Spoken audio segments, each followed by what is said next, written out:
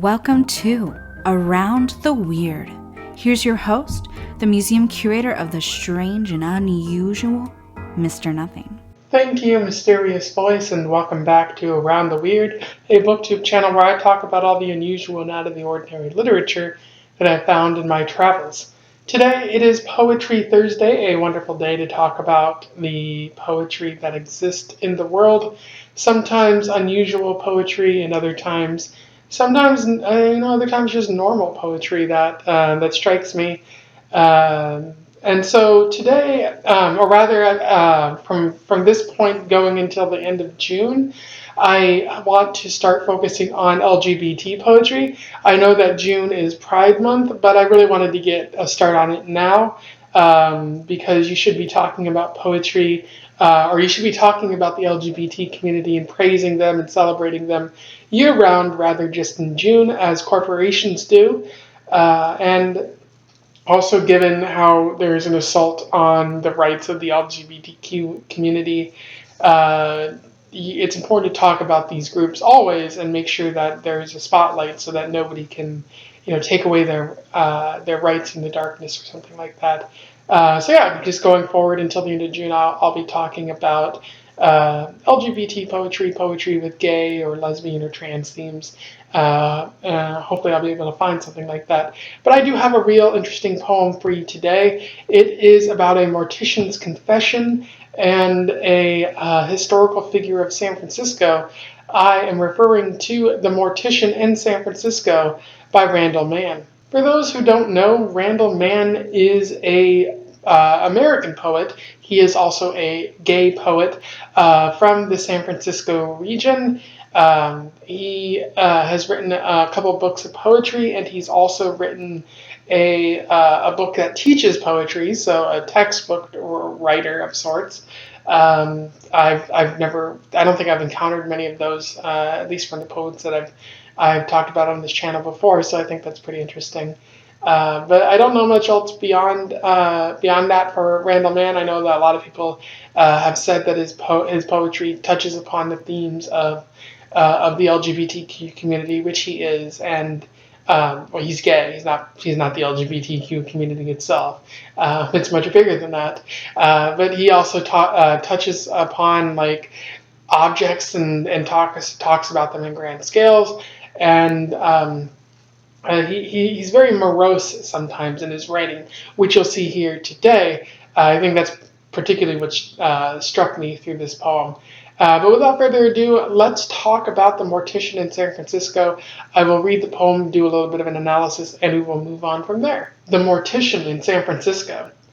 This may sound queer, but in 1985 I held the delicate hands of Dan White. I prepared him for burial. By then Harvey Milk was made monument, no, myth, by the years since he was shot. I remember when Harvey was shot, 20, and I knew I was queer. Those were the years Levi's and leather jackets holding hands on Castro Street, cheering for Harvey Milk, elected on the same day as Dan White. I often wonder about Supervisor White, who fatally shot Mayor Moscone, and Supervisor Milk, who was one of us, a Castro queer.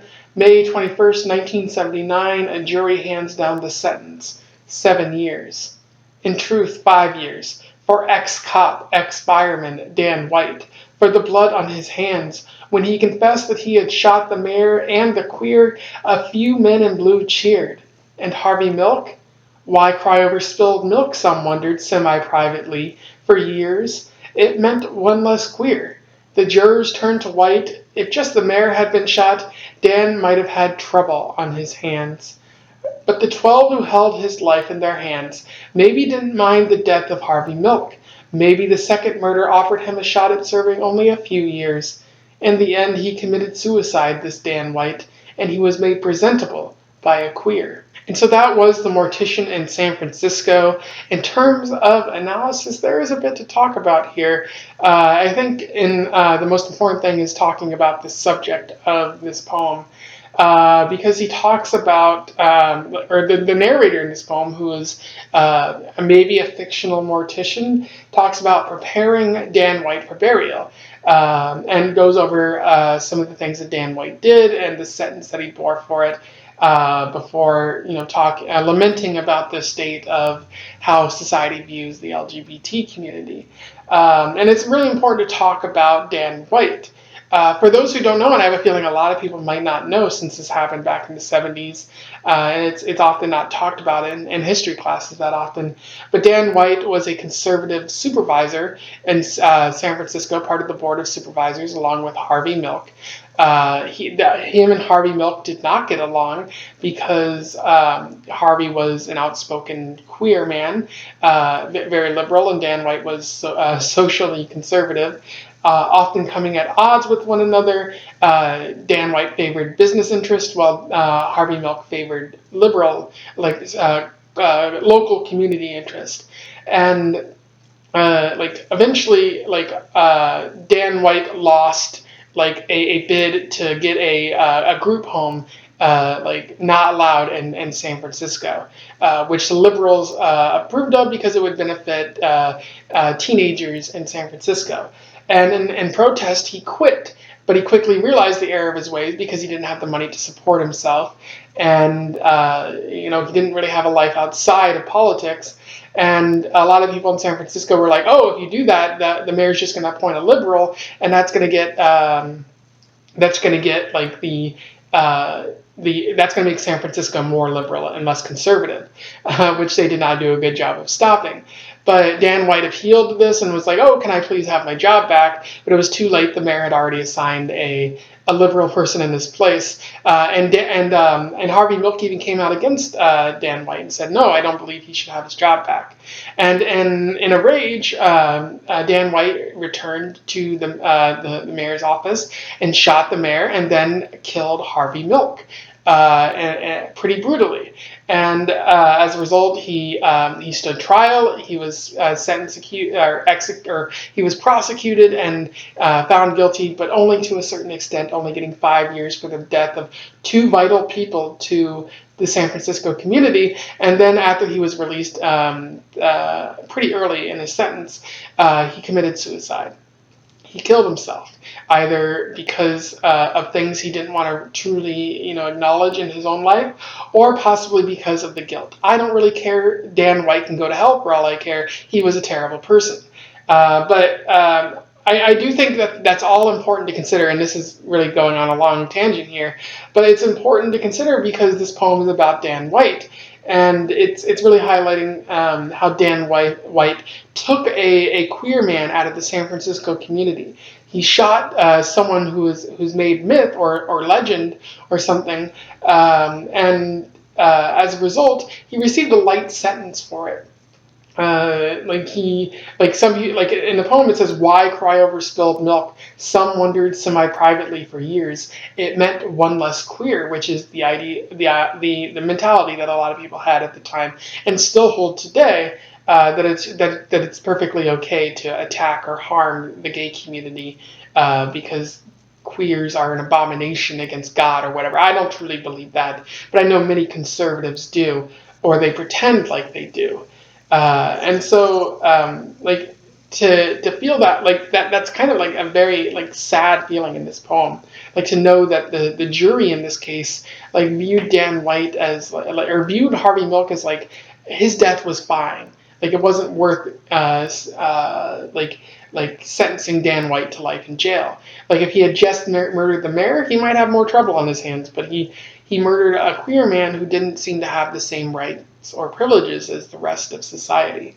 And so it's really sad, but I also feel like this is a sort of a lesson to be learned in the modern age, is that many conservative men and conservative women as well can get away with a lot because they're often targeting the most vulnerable in society. And they receive light prison sentences as a result by juries who are a jury of their peers in the worst sense of the word. It's a lesson that we have to learn, that our society needs to recognize how we treat the most vulnerable people in society, people like Harvey Milk, people like other members of the LGBT community, because we often dehumanize them and we make it seem like it's acceptable for their murder. It's also important to consider that Dan White was an ex-cop and an ex-fireman. And as the poem notes, a few men in blue cheered for the death of Harvey Milk.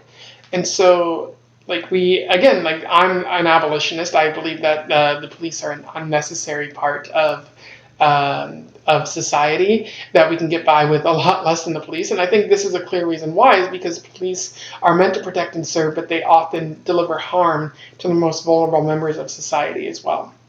So a lot to consider in this poem, and even though it seems like the 1970s was a long time ago, and we've come a long way, it's we're the rights and the belief that queer individuals are human beings is still being challenged to this day, and is an unfortunate fact that there's a lot of work to do before we can actually get to a point where those individuals have similar civil rights as people like me who are white and straight and whatnot. And so that was The Mortician in San Francisco by Randall Mann. I didn't really do a good job of talking about the poem, but the thoughts and the idea behind the poem really stood out to me. Maybe much so more so than the structure of the poem itself. It's still pretty good, and I'll link to it in the description so you can find it and read it. But I just wanted to talk about the Dan White aspect of the poem. So sometimes I don't fall in love with the poem itself so much as the emotion or the structure or something behind it. If you read this poem before, you simply want to comment on something I said here, do so below. Let's have a discussion about the Mortician in San Francisco and LGBT rights in America. Otherwise, don't forget to like, share, and subscribe so that more people can find out about this poem and Randall Mann and Poetry Thursday if they don't already know about it. Let's get it spread around BookTube. And until then, I wish you the best of luck in your weird travels. Fuck Dan White.